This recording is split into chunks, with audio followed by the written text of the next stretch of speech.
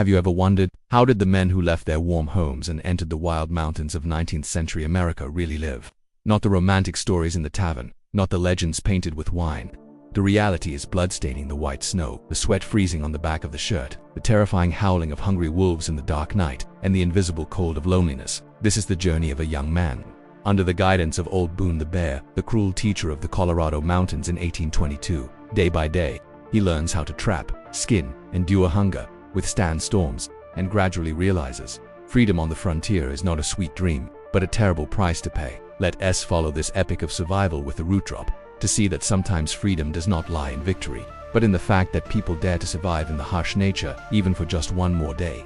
Please join the story, the mountains and the price of survival. Close your eyes and let your imagination take you to the ancient mountains. One morning in 1822, in the Colorado mountains, where the mountains hug the sky, where silence is not peace, but a harsh weight that presses down on every breath. Here, the distance between people is not measured in short miles, but in hundreds of miles of mountains, where one wrong step can mean death. In that world, there are no cities, no church bells, no rushing horses. There is only the sound of wind whistling through the canyons, the crunch of snow underfoot, and the occasional howl of wolves in the distance, like an invisible challenge. This is the land of those whom the world calls by a name both respectful and fearful. Mountain men, they know how to read animal tracks in the snow like a book. They can smell the wind to predict a storm, and listen to the sound of running water to know that the seasons are changing. Life here is protected by no law, except for one thing: courage. Death can come from a piece of wet frozen clothing, a knife slipping out of hand, or the sudden appearance of a giant black bear. Yet there are still people who volunteer to enter, not only to live, but also to leave behind legends. Imagine a small hut nestled under the canopy of old pine trees. Inside, a young man who had just left the plains was lying buried in an old buffalo hide, shivering from the bone-chilling cold. On the hard ground, a few pine branches were hastily spread out to form a bed, enough to keep his back from directly touching the icy ground, but not enough to cover the cold that seeped into every fiber of his flesh. And then, from outside, a hoarse voice rang out, heavy as the sound of rolling stones in a ravine. "Wake up, greenhorn. Beavers don't walk into traps." It was Ezekiel Boone, the man they called Old Bear Boone. He was in his 40s, with a beard as tangled as dry thorn bushes, and hands as calloused and sinewy as old oak bark. It was said that Boone had once faced 3 Indian warriors with a skinning knife, and that at night he would sit calmly by the fire, as if there had never been blood on his hands. Today he stood at the door of his tent, bearing the dignity and severity of a mountain master. The young man left the blanket, his throat dry from the smoke in the tent. The clothes hanging from the night before were frozen like wood and stone. He struggled to put them on, letting his own body warmth slowly soften the cold fabric. Stepping outside, the scene unfolded before him, a silver-gray dawn. The sky was low and heavy, and his breath rose in long white streaks. Old Boone Bear had built a small fire, and on top of it was a blackened pot of melting snow. In a moment it would turn into the thick, bitter liquid they called coffee. But for those living in the frontier, it is more than just coffee. It is the warmth that saves chapped hands, the strength that lifts feet that have to wade through snow all day, the fragile soul that remains from the civilized world. Some people are willing to skip meals, but never coffee. Sitting by the fire, his trembling hands holding the burning iron cup, the young man understood that from this moment on, his life had no turning back. In this land, life depended only on the gun, the knife, and the painful lessons that Old Bear Boone would teach. Do you hear it? In that silence, each heartbeat echoed like thunder in the mountains. And from that morning in 1822, the journey of a man who was learning to become a son of the mountains officially began. The Colorado mountain morning of 1822 did not begin with a rooster crowing, nor with the flicker of an oil lamp from a warm roof. It began with absolute silence, a silence so thick that your every breath echoed like thunder in your chest. Frost crystals glittered on the tent walls, reflecting the first rays of light that filtered through the chimney. Each breath released a thin wisp of smoke, which hung in the cold air and slowly dissipated, as if to remind you how fragile the warmth here was. The young man who had left the plains to challenge himself in the mountains huddled under a thick buffalo hide. Beneath his back were only dry pine branches, a crude cushion that could not protect him from the cold of the frozen ground. A dull ache ran down his spine, reminding him that the previous night's sleep had not been a rest, but a struggle. Outside, Old Boone's voice echoed again, hoarse as the sound of falling rocks. "Wake up, greenhorn. The sun waits for no lazy man, and the traps do not check themselves." The young man jumped up, his eyes still misty, his throat dry from the smoke in the tent. He looked around. The tent was simple, just a few branches woven together, covered with pine needles and mud, and yet in the blizzard it was a life-saving palace. Boone had taught him to build it in a single afternoon, a simple skill for the experienced, but one that could mean life or death when the wind and rain came. The clothes that had hung up overnight had turned to stone. The deerskin coat was so stiff that it felt like dry wood when picked up. He put it on, shivering as the cold material bit into his skin, but in a few minutes the heat from his body would soften it. There was no such thing as comfort here, only getting used to the pain and continuing on. As he emerged from the tent, the scene unfolded before him, a world of silvery snow and ice. The sky was a leaden blanket, heavy and still. His breath rose in long wisps, drifting horizontally in the cold wind. And there, bent over a small fire, Boone's calloused hands carefully holding a blackened pot. The snow was melting, ready to turn into coffee black bitter, sweet to those who lived on this harsh frontier. Boone looked up, squinting his eyes and smirking. "I thought you were sleeping until spring. Come here and drink. This water is better for keeping you alive than wine." The young man sat down and took the hot tin cup. The heat from the cup spread to his cold, stiff hand, stinging but full of life. He took a sip. The taste was bitter and suffocating, a far cry from the sweet coffee of the distant town. Yet at this moment, it was salvation. Boone tossed him a piece of dry meat, as hard as rotten wood. "Eat, you need strength to do the work." The young man chewed with difficulty, the hard flesh straining his jaw, but the saltiness mixed with the warmth of the coffee made him feel alive. Boone looked at him silently and spoke slowly, as if he were planting a first lesson in his mind. "Listen, Greenhorn, there is no bread, no quilts, no laws to protect you here. The mountains are your fathers, the wild beasts are your teachers, and death is your constant companion. If you don't learn quickly, you will die quickly. It's that simple." The words were not exaggerated. They rang out in the still morning like an oath, and the young man understood. Today, every step, every breath he took would not be just an experience, but a lesson in survival. Beside him, Old Boone, the cruel mountain master, would not allow any mistake to be repeated. In the pale blue light of dawn, two people, one old, one young, prepared to step out of the small safety circle of the fire. Outside was ice, deep mountains, and animal tracks hidden in the snow. And also outside, the first challenge awaited them. The Colorado morning of 1822 was still a cold, pale blue. The snow lay thickly like an endless carpet, the light reflecting off it blinding. The young man followed closely behind Old Bear Boone, his feet heavy in leather boots hardened by the night dew. Each step was a dry crunch, as if the snow were biting back into their feet. His breath turned to white smoke, slowly dissipating in the wind, and his heart beat loudly in his chest, for he knew that today was not just a journey, but the first time he had been weighed against the scales of survival. Boone walked with a sure stride, his body like an oak rooted in a snowstorm. On his back swung the short hawk and rifle, the mountaineer's weapon in rhythm. He spoke hoarsely as he walked, without turning, but clearly to instruct his young apprentice. "Before talking about traps, you must understand guns. In this mountain, guns are not just for hunting. They are breath, a second arm, the only shield when death comes. A man can starve to death, but if he loses his gun, he will die faster because he has no honor." The young man tightened his grip on the gun. It was not long and slender like the settler's Kentucky, but shorter, heavier, and more powerful, just as Boone had said. A shot can bring down a bear, and a shot can save a life when your back is against a cliff. He listened, trying to carve the words into stone. A little way down the valley, a black stream appeared, its waters rushing between snow-covered banks. Boone pointed. "Remember the first thing when setting a trap. Know the animal you want to catch. Beavers are like people. They have habits, they have ways. If you want to live off them, you must first understand them." Boone knelt his dry hand, brushing away the thin layer of snow, revealing fresh gnaw marks on the half-gnawed aspen trunk. The bite was bright yellow, the bark still oozing sap. He nodded, his eyes flashing. "There, they just passed by here last night. What did you see?" The young man squinted, but saw only the bare trunk. Boone chuckled, spitting into the snow. "Don't look with the eyes of the city. Look with the eyes of the hungry. Every bite, every branch floating in the water is a message. Beavers stick to their trails, and that's where we set our trap." He pulled the iron chain from the water, dragging the cold steel trap with it. In the mouth of the trap was a large dead beaver, its fur soaked and its body heavy. The young man's eyes widened, both excited and shivering. Boone drew his knife, the steel glinting in the gray morning. "Here is the next lesson. Blood and fur are the truth of the mountains and forests. If you fear blood, you have no place here." The knife in Boone's hand was as skillful as a musician's playing a harp. He slid the blade between skin and flesh, parting the hair, leaving it intact. There was no wasted movement, no wavering emotion, just cold precision. The damp, fishy smell mixed with the cold air made the young man almost choke. Boone glanced at him, his voice gruff. "Next time, it's your turn. The knife must go bold. Hesitation will tear the skin, and then its value will be gone. Here, a small mistake can turn the whole winter into hunger." The young man nodded, swallowing the taste of blood still lingering in his throat. They continued along the riverbank, looking for new signs. Every now and then Boone stopped, squatting, pointing out long skid marks in the snow beaver trails into the water. He dipped the trap in the mud, letting the earthy scent mask his scent, then smeared it with a strong black resin from a wooden jar. Boone smiled. Castoreum. It smells like death, but the beavers can't resist it. It's like smelling warm bread after a week of fasting. As they set the last trap, the wind shifted, carrying a cold dampness. Boone paused, squinting at the sky. Listen, Greenhorn, take a deep breath. The young man did as he was told, but found only the cold scent of snow. Boone nodded, his voice low. There is a metallic smell in the wind. It is the smell of a blizzard. The mountains beckon, and survivors are those who listen.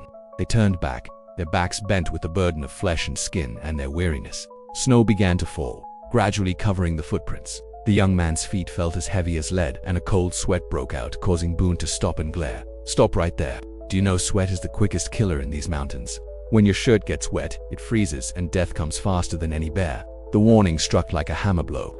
The young man took a deep breath and slowed his steps. The first lesson in mountain life was not how to trap animals, but how to keep yourself from being betrayed by your own body. By the time they reached the lodge, snow had begun to cover the world. The fire was roaring, the wind was howling outside the door, and the young man looked at the beaver pelt hanging on the rack with a mixture of wariness, fear, and a little pride. He knew today, under the iron grip of Old Boone the Bear, he had learned his first lesson. To survive here was to learn to make friends with death. A Colorado mountain morning in 1822 was unlike any other city morning. There was no sound of horse-drawn carriages rolling on cobblestones, no smell of freshly baked bread wafting through the streets, and no church bells ringing to call people. Instead, there was a biting wind, knee-deep snow, and the distant sound of a stream echoing from the ravine like the eternal sad music of the earth and sky. And there was a small fire, flickering in the vast whiteness, where Old Bear Boone and his young apprentice began their day with the frontier's most luxuries. A cup of strong black coffee, a black, smoky iron pot sat on the stove, filled with melted snow and a handful of gritty, bitter coffee powder. When it boiled, it gave off a pungent smell. Not at all luxurious, but for those who lived off the mountains, it was a life-saving elixir, warming the palms of their hands and holding back distant memories of civilized life. Boone poured the liquid into a tin cup, handed it to the young man, and said hoarsely, "Drink this. This is more precious than gold in winter. There are people who are willing to fast for 3 days, but will not go without a sip of coffee." The young man raised his cup. The heat burned his skin, but it also revived the blood in his veins. He took a small sip, bitter, thick, and chokingly strong. Not at all like the sweet milk and sugar coffee of the distant town. Yet in that moment, it was a saving warmth. He smiled, his chapped lips trembling. Boone laughed hoarsely, tossing him a piece of jerky, a strip of venison, black and hard as rotten wood, dried and smoked for months. The young man bit into it, his teeth aching, his jaw aching. Boone watched the sight, his lips curling into a smirk. "Just chew, Greenhorn. Don't expect fried eggs, bread, or honey. Here, breakfast is limited to 2 things, coffee and jerky, and that's not enough. What you're chewing has saved many a man from starvation in the middle of winter." The young man chewed with great effort, as if he were gnawing on ice. Boone took a sip of his coffee, his eyes narrowed, looking at the snow outside. "Remember this. Frontier food is not for enjoyment, but for survival. Jerky, pemmican, that dry mixture of meat, fat, and wild berries, all are just fuel for the body. Do not look for flavor, because the only flavor here is the taste of life." A cold wind blew, stirring up the smoke and fire. The young man shivered, stuffed another piece of tough meat into his mouth, and tried to swallow it along with the bitter coffee. In that moment, he realized one thing. In this borderland, every bite, every sip of drink was a blessing. There was no choice, no pickiness. There was only eating to live, drinking to live. Boone cast his gaze far away into the snowy horizon, his voice low, as if speaking to himself rather than to his student. "Once I went through a winter with only my leather shoes on my feet. No more dried meat, no more pemmican. We 3 men boiled the leather, chewed the resin and the leather fibers to trick our stomachs. Bitter, smelly, hard to swallow, but it kept us alive. So remember, Greenhorn, anything that can be swallowed without killing you is food." The young man was silent. He looked at the piece of jerky in his hand, and suddenly it was no longer a burden, but a luxury gift. Because in that story, Boone was not talking about food. He was talking about the fragile boundary between life and death, where a piece of shoe leather could become a lifeline. Outside, light was creeping over the mountains. The snow was thinning, revealing slick tracks down to the river.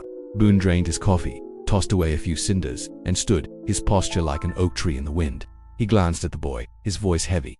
"Get up after you finish eating. The mountain won't wait for you. There are 6 traps to check before the sun rises. Remember, time is life here." The young man swallowed the last of his food, touched his gun, and rose to follow Boone. Breakfast was ready, simple and harsh, but in its harshness he felt the truth clearly. On the frontier, bitter coffee and hard meat were the last luxuries a man could hope for, and so, with his belly half full, his legs still trembling, he stepped out from the safety of the fire. Outside, there was ice, wolves, and the traps of nature. But now, in his breast, there was a small flame, the flame of pride, of the realization that he was really starting to eat the trapper's breakfast. The Colorado mountain morning of 1822 opened like a frosted mirror. The sky was a pale blue, so clear that the light reflected off the snow was blinding. After a simple breakfast of coffee and jerky, Old Boone tossed away the ashes, strapped his rifle across his shoulder, and stood slowly. He did not hurry, but his movements showed the toughness of a man who had spent his life in the mountains. "Come on, Greenhorn, 6 traps a check. 1 day late and the whole season is lost." His voice was hoarse, mixed with white smoke from his breath, heavy but determined. The young man pulled his mooskin coat closer, Hawkins' gun clutched tightly in his hand. He watched Boone walk down the slope, each footprint imprinted in the snow and quickly erased by the wind. He realized that here, human traces were as fleeting as smoke in the sky, here and gone. The walk down to the river was silent. There was only the crunch of snow under his boots, the wind howling through the canyon, and the rapid beating of his heart. This silence was different from the peace of the plains. It was a heavy silence, a reminder that every breath could be his last. Boone stopped suddenly, bent down. He pointed to a long, smooth trail in the snow, as if someone had dragged something heavy into water. "Beaver," he said briefly, then turned. "Look and learn. Here, you have to read the snow like you would a Bible. Every trace is a sentence. Whoever can read it lives, whoever cannot read it dies." The young man nodded, his heart pounding. He saw clearly the river before him was no longer a gentle stream, but a map of life and death for all living things. They walked on, until they came to a frozen river, a dark, shimmering ribbon of water running down the middle. Boone pointed to a fallen tree. Its bark gnawed away, revealing a golden wood still wet with sap, their fresh teeth marks. The beaver was here last night. Boone knelt and pulled an iron trap from the water. There was a cold clang of chains, and the heavy carcass of a beaver emerged, its fur soaked with water, its eyes opaque. The young man shuddered with excitement. Boone's expression did not change. He drew his knife, the steel glinting in the sunlight. "Look carefully. This is the lesson for today. Go bold with the knife, decisively, without shaking your hand. If you hesitate, you will tear the skin, and once it is torn, it is worthless." He slid the blade deftly between skin and flesh. The steel was expert, each cut clean, and blood ran crimson on the white snow. The stench of dampness mixed with the cold made the young man almost vomit. Boone glanced sideways, his voice growling. "Don't turn away, Greenhorn. This smell will follow you all your life, until you die. Fear blood and you will never be a man of the mountains." The young man tried to look, his heart pounding. He knew this was not just a lesson in animal skins, but the first lesson in fear. Those who cannot overcome fear cannot survive. They continued along the riverbank. The wind grew stronger, carrying with it a biting cold. Boone paused occasionally, scanning the area. Whenever he saw a skid mark or a gnawed branch, he pointed it out to his student. "The beaver is a familiar path. If you know its path, you will know where to set its traps." In this mountain, understanding animal behavior is no different than understanding human hearts. Suddenly, Boone raised his hand and stopped. His eyes were fixed on the snow. The young man stepped closer, his heart suddenly leaping when he saw the giant footprints, deeply imprinted in the thick snow. Boone said hoarsely, "Grizzly bear, large male, passed by here just an hour ago." The young man felt a chill run down his spine, his hand tightening on the Hawken. Boone nodded slightly. "Don't tremble. Remember, the bear doesn't want to see you, but if it's caught by surprise, it will kill you in a flash. So, don't be silent. Roar, sing, make noise, let it know we're here." He suddenly raised his voice hoarsely, singing a vulgar song, with a loud whistling sound. The young man stammered, then forced himself to sing, singing while trembling, but not daring to stop. In that awkwardness he understood. Fear only kills when we remain silent before it. A little later they came to the second trap. The beaver was caught in the net, red blood staining the black water. Boone folded his arms and stared at his student. "This time it's your turn. Talbold, remember." The young man clenched his teeth and held the knife. The first stroke shook, causing the blade to stray. Boone shouted, "Timid knife makes a mess. Stabbing like a woman will only lead to starvation." He took a deep breath, changed his grip, and made a decisive cut. Blood spurted, his hand shook, but he didn't let go. Each subsequent cut was slow, stiff, but neater. When the last layer of skin was parted, Boone snatched it, examined it, and nodded slightly. "It's not great yet, but it's still usable. You'll learn quickly, either learn or die." The young man gasped, his heart filled with both fear and pride. He understood today. He had not only cut through the beaver skin, he had cut a path through the fear in his heart. The cold wind blew harder. Boone stood up, adjusted his gun, and said in a low voice, "Remember, Green, in this mountain, guns and knives are more than weapons. They are family, they are friends, they are life. If you master them, you will live tomorrow." And so, in the quiet of the blizzard, two people, one old, one young, continued walking.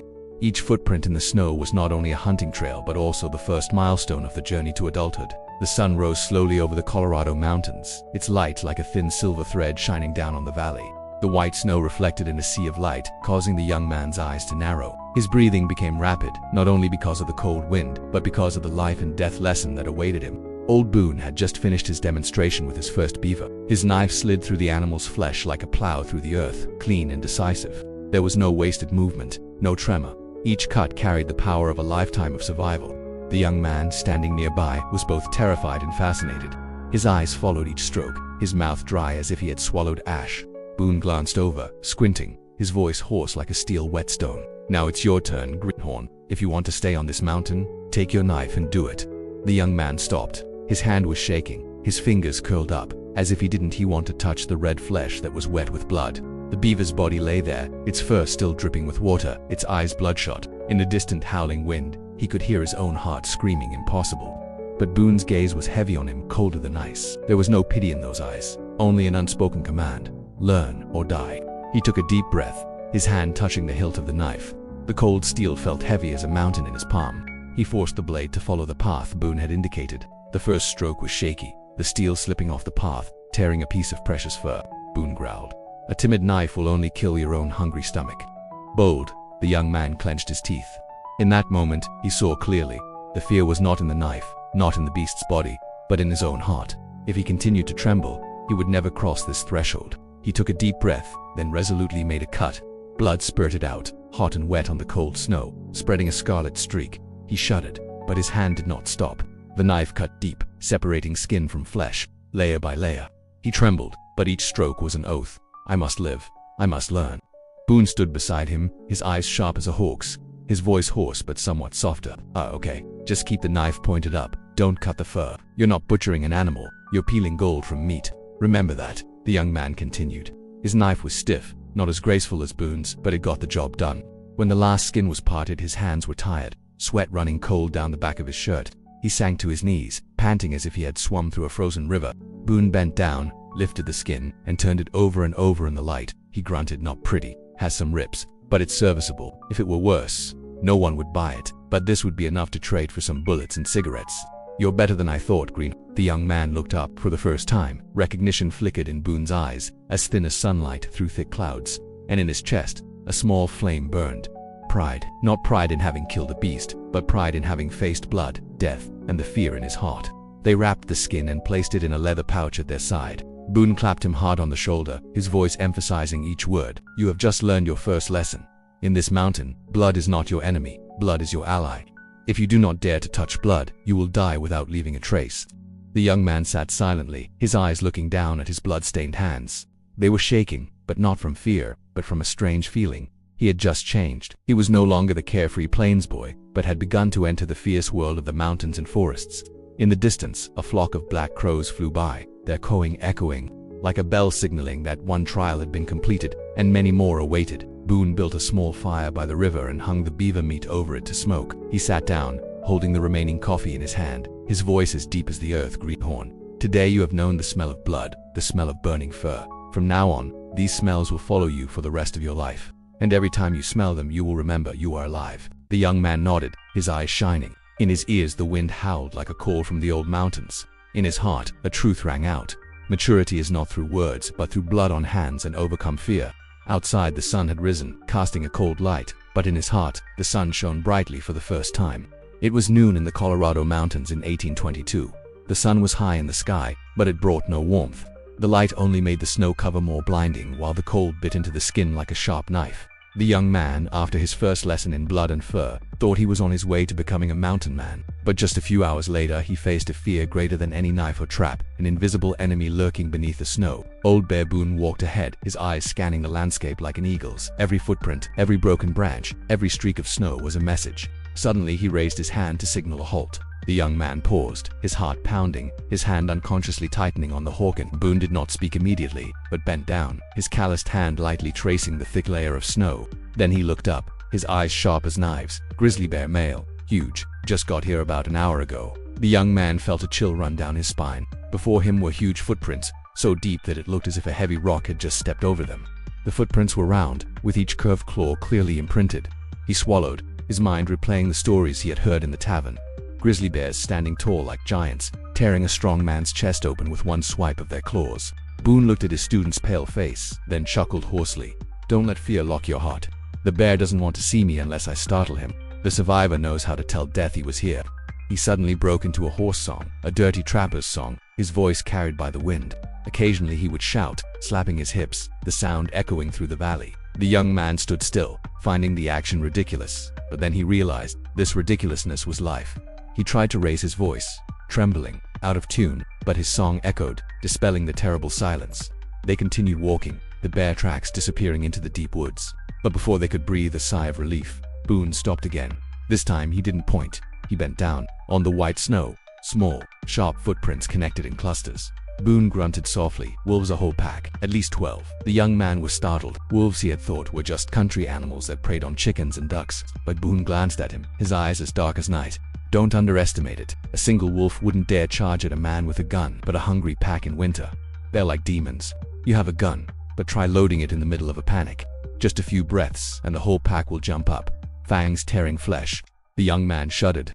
In his mind's eye he saw a pack of wolves charging through the snow, their eyes red and their teeth flashing. He instinctively reached for the barrel of his gun, checking the bullet and the trigger. Boone shook his head. Not yet. They haven't caught our scent yet. But remember this.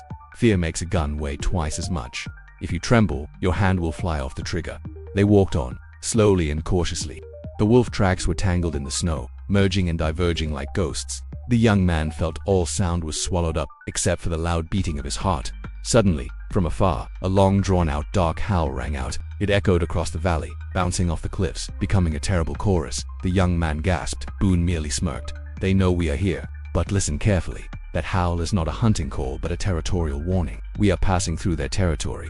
He stopped, turned to his students and said firmly, this is the time to learn to read the enemy. Wolves don't rush in. They watch, they test, they wait to see where you're weak. If you leave a gap, just a gap, they'll rush in. The young man nodded, his hands gripping the Hawken so tightly that they turned white. He understood that every step now was not just stepping through the snow, but stepping across the line between life and death. Boone continued to lead the way, his voice rising to drown out the howling. Remember, Greenhorn, your gun is not for show. It is the last word when songs can no longer stop the devil. You can kill one wolf, but you can never kill the hunger of the pack. Therefore, wisdom is to pass by, without provocation, without looking back. They followed the riverbank, two small figures in the vast sea of snow, surrounded by the invisibility of the wolf pack. The young man heard intermittent howls, near and far, now in front, now behind. His whole body was as tense as a bowstring, but strangely, in that tension, he felt a new strength. He understood. Fear does not disappear, but it can become an ally if you know how to walk in it. By the time they reached the last trap, it was late afternoon. The howls of wolves faded away, like ghosts disappearing into the night forest. The young man let out a long sigh, his shoulders slumping. Boone looked at him, smiling, his voice hoarse. Now you know. In this mountain, the enemy does not always show its face. It can be a giant grizzly bear, or it can be a pack of hungry wolves, but the most dangerous enemy is the trembling heart in your chest. The young man nodded silently. He understood that today, he had learned more than just tracks in the snow. He had learned a lesson that was etched in his mind. Survival begins with mastering fear. As the evening shadows fell, the wind howled through the ravine, and the two figures continued their journey. In the wilderness, they not only passed through the snow, but also a new chapter in the life of a person learning to become a mountainman. Late afternoon in the Colorado mountains in 1822, the sun was fading behind the pines, leaving a pale ash-like glow on the snow. The young man followed Old Boone the Bear, his back still aching from the day's stress. He thought he had had enough fear from the huge bear tracks to the dark howls of hungry wolves, but Boone was not yet ready to rest. He stopped by a ford, pointing a sinewy finger at the small tracks scattered across the thin ice. This is the real lesson, Greenhorn. Guns and knives save your life, but it is traps that keep you alive. To survive the winter, you must learn to deceive the animals that are smarter than you think. The young man looked at the base of the poplar. The young branches were gnawed, the wood was still yellow, the sap was wet. It was the trace of the beaver that had visited last night. Boone narrowed his eyes and nodded. Look closely. Beavers have habits like people have streets. They use the same paths, going to the same places, over and over again. Know their paths, and you know your wallet. From a leather pouch at his side, he took out a heavy steel trap, its hinges gleaming in the afternoon light. Placing it on the snow, he explained slowly, as if lecturing. The trap must be submerged in water, deep enough that the beaver cannot struggle for long when caught. If left to struggle, it will bite off its own leg to escape. And a legless beaver is smarter than 10 steel traps put together. The young man shuddered. He imagined a beast struggling desperately, blood staining the water. Boone read the look in his eyes and laughed hoarsely. Don't let pity get in the way. Here, misplaced pity is a cold grave. If you don't catch them, you'll starve to death before spring comes. Boone pulled out a small wooden bottle and opened the lid. A strong, nauseating stench immediately wafted out, filling the air. The young man frowned and almost coughed. Boone sneered again, his eyes sly. Castoreum oil from the beaver's own scent glands, mixed with a few other things. It stinks to us, but to them, it is the scent of territory, a challenge. Smell it, they will come. And then, he made a clicking motion with his hands. The cold metallic clang was a pronouncement of judgment. Boone dipped the trap in mud, scrubbed it, and placed it carefully under the black water. On a dry branch, stuck diagonally, he spread some of the foul substance, letting the scent drift on the wind.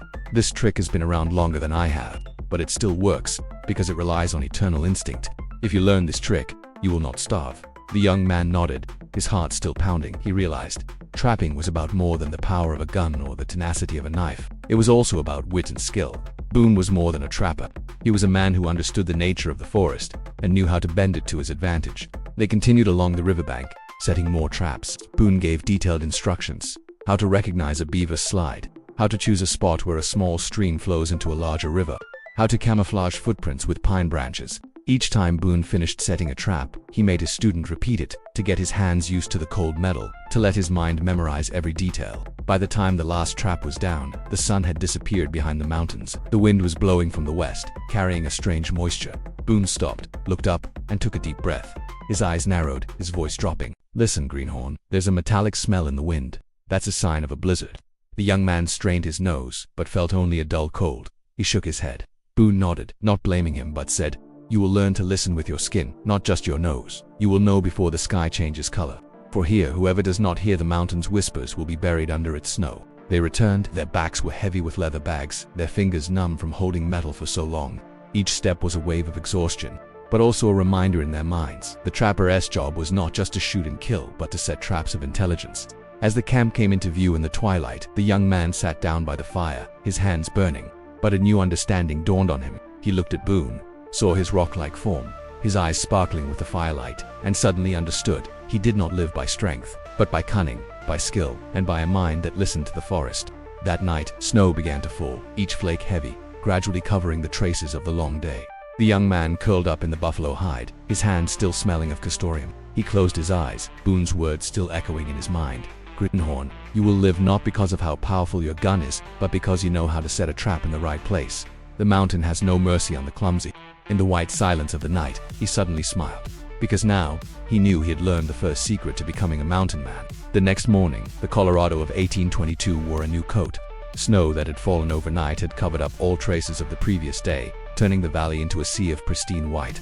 The young man, who had just become accustomed to trapping, thought that today would be a simple matter of returning to check on his work. But the old master, Old Boone the Bear, knew early on this day would be a test more severe than any beast. Boone sat by the fire, listening to the wind in the ravine. His face, rough as a dry log, showed no emotion, but his eyes were dark. He said hoarsely, "The wind smells like metal. Greenhorn, we're going to have a blizzard today." The young man shivered. To him the wind was just wind cold and tasteless, but Boone heard the hint of death in it. He rose, wrapped the buffalo hide tightly around his shoulders, and spoke in a commanding voice. "Let's go. We have to check for traps before the sky falls. And remember today's lesson, sweat is death." He frowned, not fully understanding, but still hurried after Boone. The two men crossed the valley, the snow reaching their knees, each step dragging their bodies. After only a short distance, the young man felt sweat pouring down the back of his shirt. In the biting cold, sweating seemed normal, but Boone turned abruptly, his eyes flashing sternly. "Stop. Take off your leather jacket." The young man panicked. "Taking off my shirt in this weather, I'll freeze to death." Boone roared hoarsely. "No, you will freeze to death if you let your sweat soak your clothes. When you stop, that moisture will freeze to your skin, and the cold will kill you faster than any bear." The young man was stunned. Boone's words awakened a horrible truth in him. Death did not come from fangs or claws, but from the sweat of one's own body. He shivered and removed another layer of clothing, the cold wind hitting his skin and making his bones ache, but each step after that was lighter. Boone nodded, his voice less harsh. "Listen carefully, Greenhorn. Surviving in the mountains isn't always about fighting other people. Mostly it's about fighting yourself. The more you rush, the more you sweat, the faster you'll die." They went on, checking each trap. In one, a beaver was caught, its body heavy in the cold water. The young man bent down to pull, but his shoulders were limp, his breathing labored. Boone waved his hand. Slow down. Don't let fatigue become your enemy. Breathe deeply. Keep your rhythm steady. Master your body before it betrays you. The young man did as he was told, taking deep breaths and exhaling slowly. Gradually, he felt his heart rate steady, his strength returning. He pulled the beast out of the water, learning to boldly skin it as Boone had shown him. Hot blood spurted out, clinging to his gloves. But this time he did not tremble as before. Boone nodded slightly, his eyes filled with recognition. By the time they reached the final trap, the sky had changed. The sky was a thick gray, the wind was howling, and the snow was stinging like needles. Boone looked up, his face tense. Hurry, the storm is approaching. The young man ran headlong, his heart pounding. Snow was flying in the air, and the wind was whipping his body. The heat in his body made sweat break out, soaking his back. He remembered Boone's words and tried to slow down, but panic urged him to run faster. In a few minutes he felt cold to the bone. Boone yanked him back, roaring into the wind. Stop. Sit down. Put a pine branch under your back. Keep your body dry. If your clothes get wet, you won't last the night. The young man gasped, but he complied. Boone quickly piled up dry branches, built a small fire, and made him dry his back. The fire crackled, the smoke stung his eyes, but that fire was the boundary between life and death. Boone poured him a sip of the remaining black coffee from the iron pot, his voice low. Listen, greenhorn, here it is not the strongest who survive, it is the wisest. The mountain does not kill you with swords. The mountain kills you with your own haste and your own stupid sweat. The young man sat trembling, the bitter coffee seeping into his stomach, but his heart was clearer than ever. He understood death does not come loudly, but comes silently, from small but fatal drops of sweat. When the blizzard really hit, the two of them had time to return to camp. The wind was howling madly, and the snow was swallowing the mountains and forests. In the cramped tent, the young man curled up in the buffalo hide, remembering Boone's every word. He saw clearly. Today he had learned a lesson more severe than knives, guns, or wolves. It was the lesson that survival sometimes depends not on strength, but on the ability to stop before your own body betrays you. The fire flickered. Boone's shadow stretched across the tent wall. He sat quietly, his eyes gazing into the distance, as if listening to the whispers of the mountains. The young man closed his eyes, letting the howling wind outside blend into his heart, and in his fatigue, he vaguely realized he had just taken another big step on the path to becoming a mountain man. In the warm taverns of remote towns, people often spoke of the mountain men with admiration. They were strong, free people, living in the vastness of nature, wandering the mountains and forests every day, hunting and drinking around the campfire. To those listening over a glass of beer, it was a wild dream, a romantic image of absolute freedom. But in reality, in the mountains of Colorado in 1822, that so-called freedom was paid for with blood, sweat, hunger, and endless loneliness. The young man began to understand this. Each day with Old Boone the Bear was not an adventure, but a series of hard, repetitive, never-ending chores. Mornings in the bitter cold, with bitter coffee and dry, wooden meat as companions. Then miles of trekking through the woods, wading through the snow to check traps, carrying heavy carcasses on his shoulders. Daytime battles with cold bears and wolves, nighttime battles with hunger, fatigue, and nightmares. He realized there was no real rest in the life of a trapper. All action was survival. Even sitting by the fire, Boone never had a free hand. He mended his leather boots, chopped wood, sharpened his knife, inspected every lead pellet. In this world, idleness meant death. One afternoon, as they pulled back to camp after a long journey, the young man sat down, panting. Boone just gave him a cold look. Don't think that your work is done when you get back to camp. If the animal skin isn't stretched, it will spoil. If the fur isn't dried, it will rot. If the food isn't smoked, there won't be anything to chew tomorrow. So, though his whole body ached, he threw himself into his work.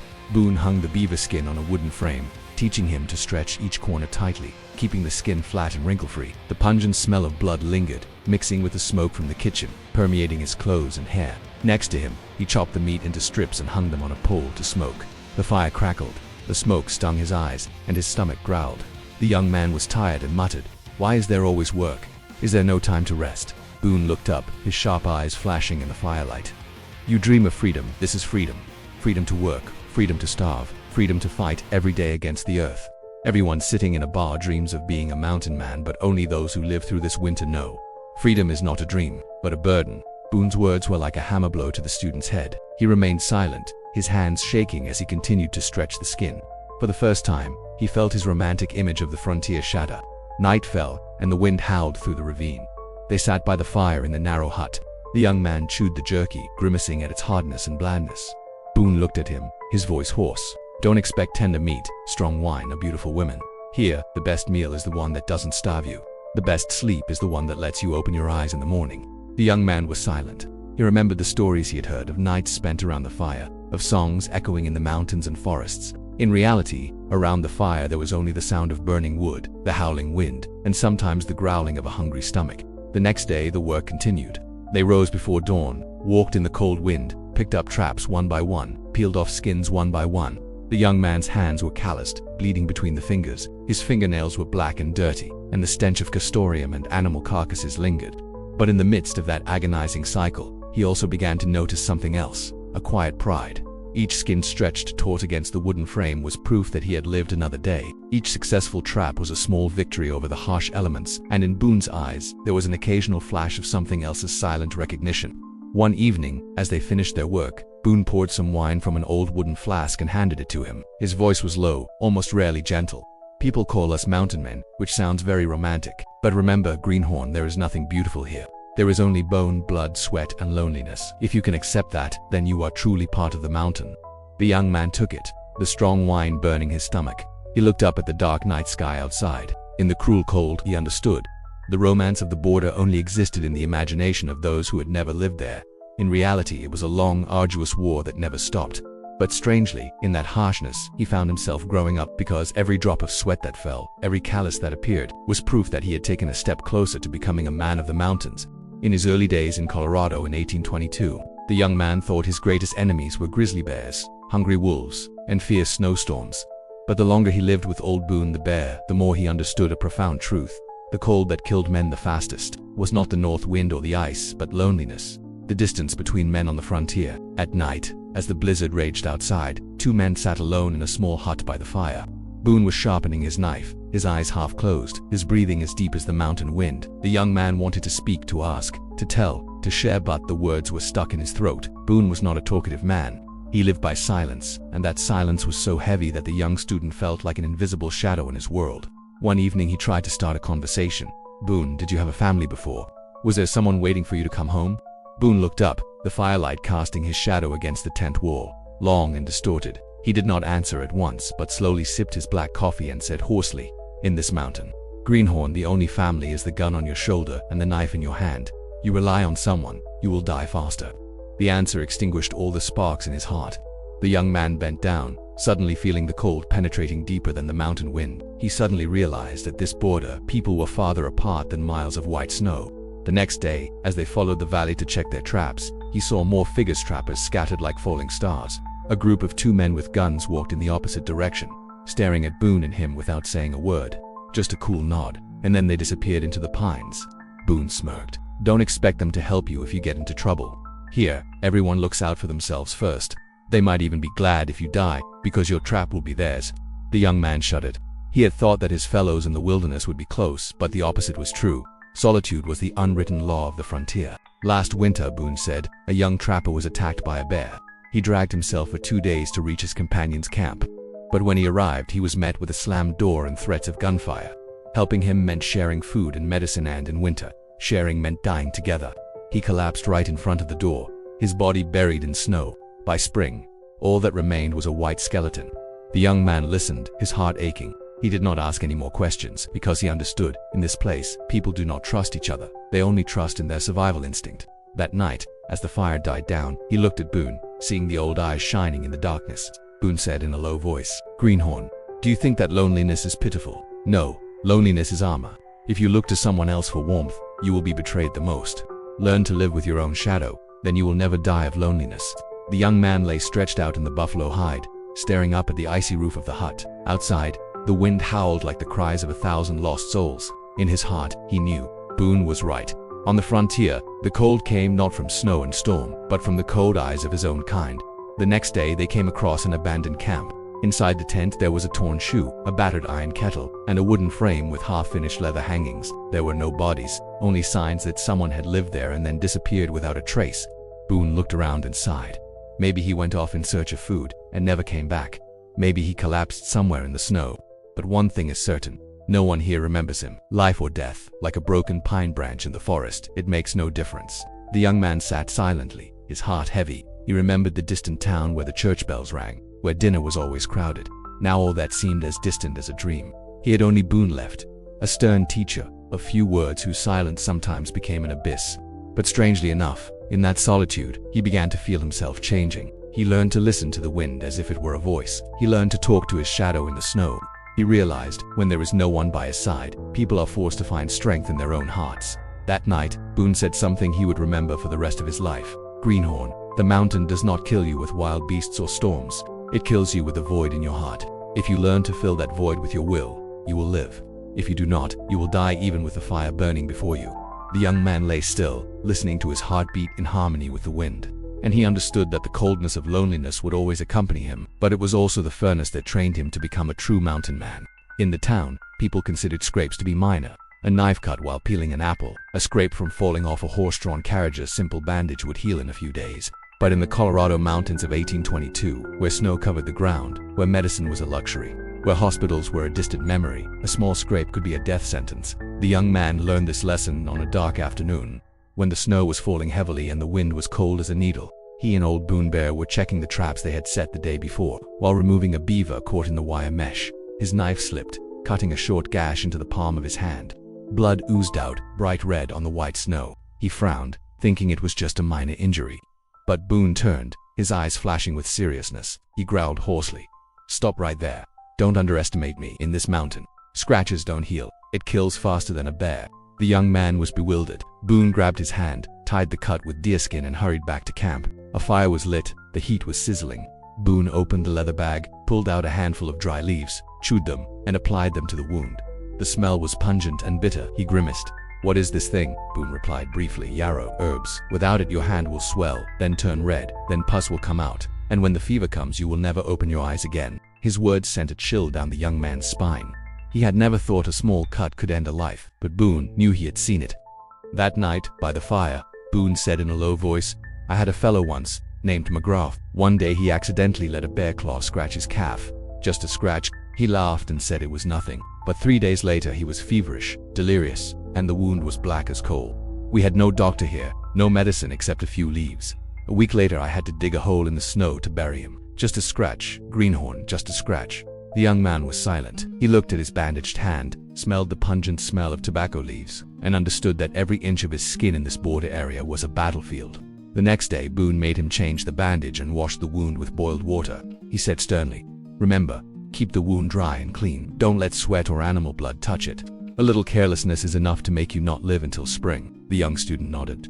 From then on, every time he held the knife, his hand felt heavier, not only because of the weight, but because of the responsibility of saving his life. Each stroke had to be decisive and precise, because a mistake would not only damage the animal's skin, but also tear his own flesh. Boone also taught folk remedies: roots to stop bleeding, turpentine to clean wounds, and crushed charcoal to draw out pus. He said, "In town, doctors save lives. Here, the forest is the physician. But only those who know how to learn can receive medicine from the forest." The young man began to see nature with different eyes. Each bush was not just meaningless green, but could be medicine. Each handful of leaves, each lump of resin could decide between life and death. But at the same time he also saw clearly the truth. People here are too fragile. One fall, one bite, one slip of the knife, all can erase a life. He remembered Boone's words. The mountain doesn't need to kill you with bears or wolves. It only needs a scratch. As night fell, the wind howled through the ravines. The tents shook. The young man lay still, his hand aching, his heart in turmoil. He thought of the town where a minor wound would only take a few days to heal. Here, it had become a lurking ghost, he realized. The romance of the mountain man life he had dreamed of had given way to a cold reality. Each day of survival was a fragile miracle. Boone sat by the stove, his eyes sparkling in the firelight, his voice hoarse as he spoke.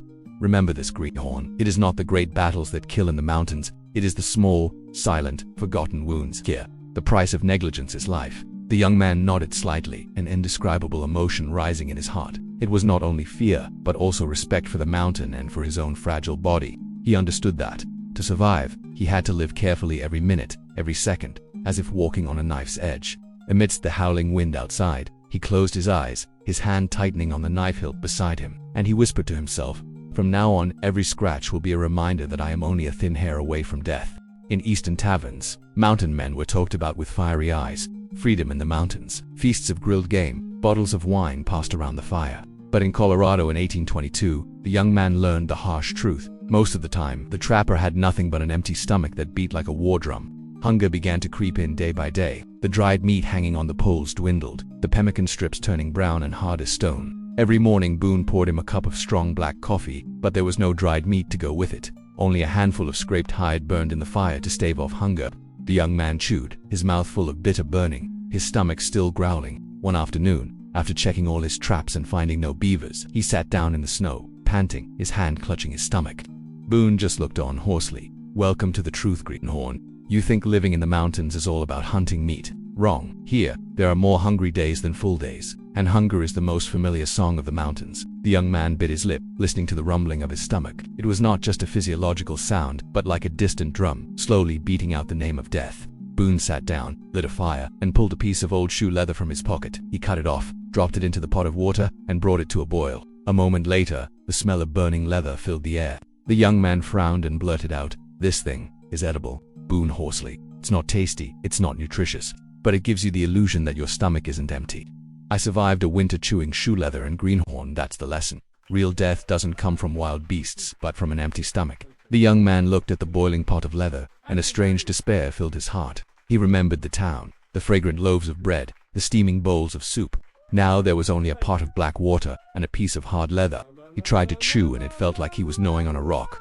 But when he swallowed, he felt a little more alive. In the days that followed, the hunger was more severe. They searched every trap, but the beavers seemed to have disappeared. Boone pointed to the sparse footprints in the snow. "They are hungry too. When nature tightens, all creatures shrink. That is when humans suffer the most." The young man began to feel dizzy, his legs heavy as rocks. Every step was a battle with his own body. At night, lying in the buffalo hide, his stomach growled, aching so much that he could not sleep. He heard Boone breathing evenly beside him, and suddenly realized, in the mountains, even sleep was robbed of hunger. One day they came across a dead deer in a ravine. The flesh was rotting and smelled pungent. The young man turned away, wanting to vomit. But Boone only pulled out his knife and cut away the firmest parts of the meat. He said, "If it burns completely on the fire, the smoke will cover the smell, and it is still edible. Here, greenhorn, distinguishing between good and bad is a luxury. There is only one question. Does eating it make you live longer?" The young man trembled as he chewed the burnt meat, the bitter taste lingering in his throat. But when he swallowed, he felt his strength return, and he understood. The disgust in his heart must be pushed aside, because death was even more disgusting. Boone looked at him, his eyes solemn. "Remember, the survivor is the one who knows how to swallow the thing he hates the most. Hunger teaches people humility. It teaches us that we are no better than animals, only looking for food to prolong our breath." The young man was silent. In his stomach, hunger still growled, but in his heart, he began to hear another beat, the pride of one who knew he had crossed a new level of survival. Night fell and he sat by the fire, looking out at the vast white snow. His stomach was still empty, but in his mind he remembered Boone's words, "Greenhorn, if you can stand the drumming of your belly, you are halfway to becoming a mountain man, for he who cannot live with hunger will die before the snowstorm comes." The young man nodded slightly. He tightened his grip on the knife at his side, listening to his stomach growl, and told himself, "Every drumbeat of hunger is a challenge, and I must survive to answer it. If the grizzly bear is the king of the forest, if the hungry wolves are the wandering devils, then the Colorado winter of 1822 was its invisible jailer, a vast prison, without walls, but holding all living things." The young man had thought himself accustomed to snowstorms, cold, and hunger. But when winter really closed in, he realized all that had come before was only a prelude to a long sentence of imprisonment. The days began to shorten. The sun had just risen when it quickly set. Darkness had engulfed the mountains and forests since the afternoon, leaving behind a long, drawn-out night. In the buffalo hide hut, the master and his disciple huddled around the fire, listening to the wind howling outside like 1,000 demons. Even though the fire was burning red, the cold still seeped through every crack, seeping into their bones. The young man shivered, feeling as if an invisible hand was squeezing his heart and lungs. Boone's voice was hoarse, his eyes dark. "Greenhorn, remember this. Here, winter doesn't just kill with cold, it kills with waiting. It turns each day into an invisible wall, exhausting people with repetition. And indeed, every day is the same. Wake up before dawn, light a fire, drink a cup of bitter coffee, then go out to check the traps. The snow covers everything, and the traps are often empty. Back with a hunchback carrying a few skins, or worse, empty-handed. Back to camp, dry the skins, dry the meat, and stack the firewood. At night, sit in the dark tent again, chew on dried meat, listen to the howling wind, and wait." The repetition gnawed at his spirit more than hunger. The young man wanted to scream at times to break the long silence, but Boone sat silently, his eyes as if they had turned to stone. The silence made him feel as if he were trapped in a cold prison with no way out. One night he blurted out, "Boone, when will this winter end?" Boone did not look up, only chuckled, his voice as deep as the forest wind. "In the mountains, greenhorn, winter never ends. It only retreats a little, to make way for summer, and then returns. You survive today, and tomorrow you will be locked up again. There is no key to this prison, only endurance. His words were like a heavy blow to the heart. The young man realized there was no magic, no quick fix. There was only a long drawn-out series of days, each day like a sentence. But it was in this invisible prison that he began to notice the little things. The crackling of firewood became the only rhythm that broke the silence. The footprints of sparrows in the snow became a sign that life was still somewhere. Even the moonlight peeking through the clouds made him smile, because it proved that there were things that could still pass through the walls of winter. Boone sometimes told stories of the past, of years of wandering, of friends who died in the snow, of winters spent chewing shoe leather. He told them not to comfort, but to remind. Every story I tell is a grave. If you survive this winter, you will carry a few more graves in your heart. The young man sat listening, feeling a strange feeling, cold and proud, because he knew that if he passed, he would have the right to tell the story, to prove that he had been imprisoned by an invisible jailer and still survived. One day, when they went out to check the traps, the cold wind blew fiercely, and the snow was blinding. The young man lost his footing and fell down the slope. The snow buried half of his body, and the cold hit his face, making him panic. He screamed, but the wind swallowed all the sound. For a moment he felt like he was really buried in this white prison. Boone rushed forward and pulled him up. His eyes were as sharp as fire in a blizzard. "Greenhorn, remember? The mountain needs no walls, no chains. It needs only snow and wind. If you let panic confine you, you will die without anyone knowing your name." The young man gasped for breath, his whole body trembling, but a new determination flared up in his heart. He understood that winter could be a prison, but it could not imprison the will. That night, he sat by the fire, his stomach hungry, his hands cold, but his eyes unusually bright. He muttered to himself, "If I survive this winter, nothing can hold me back." And in the howling wind outside he heard the echo of the old mountain, not a threat, but the recognition of the jailer for the prisoner who dared to challenge it. The Colorado winter of 1822 had not yet let up. Snow had fallen for weeks, the wind howled through the mountains, and the small cabin's flickering fire provided only a fragile warmth. The young man, now a far cry from the bewildered greenhorn he had once been, huddled by the stove, his hands calloused, his eyes hollow. He had survived grizzlies, wolves, hunger, and loneliness, but as Boone stoked the firelight illuminating his aged rottenwood face, he understood. Freedom in the mountains had a terrible price. Boone hoarsely took a sip of bitter coffee, then spoke slowly. "Greenhorn, people always dream of freedom. They leave the city, leave the fields, to go to the mountains. They think here they will be free from laws, free from bondage, but they do not know. The law of the mountains is harsher than any law. Here, freedom means being responsible for every knife stroke, every drop of sweat, every breath." The young man was silent, his eyes glued to the fire. He remembered the early days, when he thought the trapper's life would be full of adventure and romance. Now he saw. Freedom was not sitting high with a glass of wine, singing songs in the middle of the plains. Freedom was standing alone in the snowstorm, hungry, hands shaking, and still walking. That day, they went out to check their traps. After the storm, the sky was clear, the sun shining down on the thick snow, reflecting brightly. The scene was so beautiful it was surreal, like a white paradise. The young man was momentarily stunned. He had never seen mountains and forests so majestic and pure. But Boone just grunted. "Beautiful, beautiful, but this beauty has buried hundreds of people under the snow. Never forget. The mountain is both a home and a grave." The words echoed in his head all afternoon. Every step he took in the snow felt like he was stepping over countless unmarked graves. Every patch of white ground had likely swallowed another trapper, leaving nothing but a few bones behind. When they reached the last trap, they caught a fat beaver. Its meat and hide were enough to last them a week. The young man hugged the carcass, feeling a strange joy in his heart. But Boone only looked at him, his voice cold. "Don't be too happy. This beast is not a gift. It is the price you paid with sweat, blood, and endless hunger. In the mountains, nothing is free.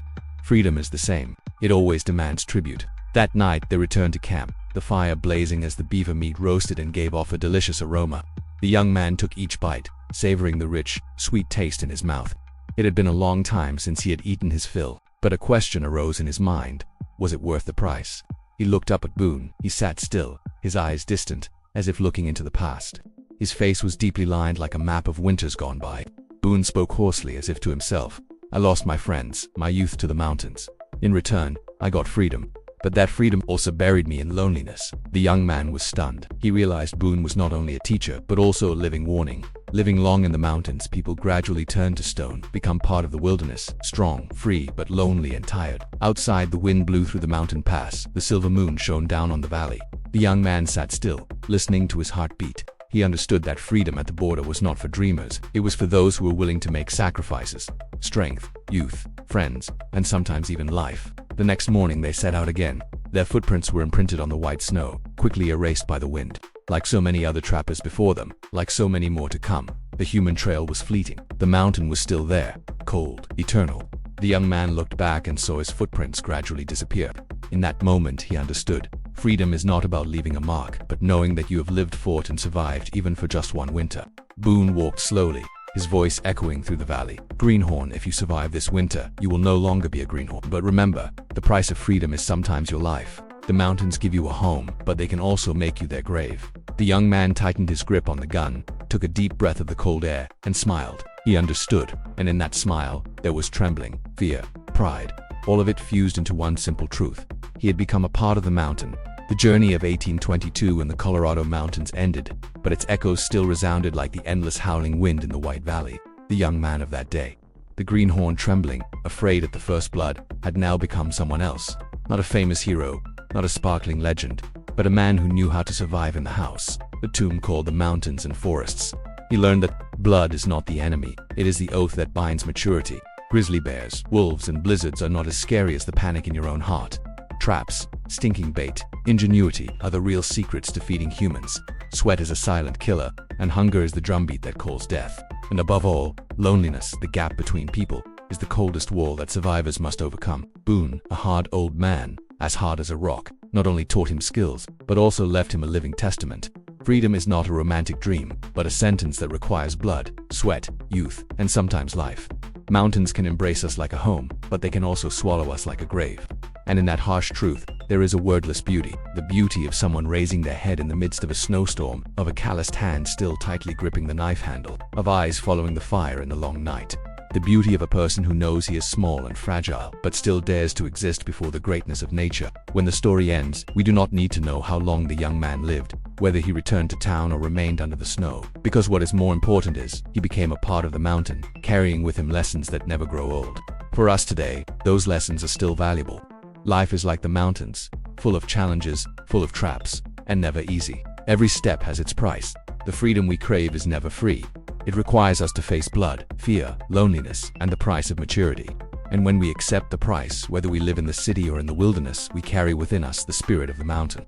Men of old, those who dared to stand up straight before nature and say, "I am alive, I have existed, I am free."